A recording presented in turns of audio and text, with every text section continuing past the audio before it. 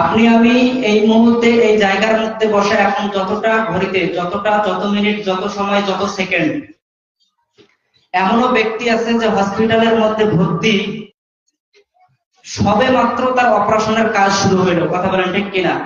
আবার এমনও ব্যক্তি আছে যে অপারেশনের থিয়েটার থেকে তাকে বাহির করে অন্য কেবিনে নিয়ে আসা হলো। দেখেন যে ওই ব্যক্তিকে বাহির করে নিয়ে আসছে এবং তার ভাগ্যে এখন পর্যন্ত 2 থেকে 5 টাকা দামের একটা রুটিও তার রেজেকের মধ্যে জুটে নাই।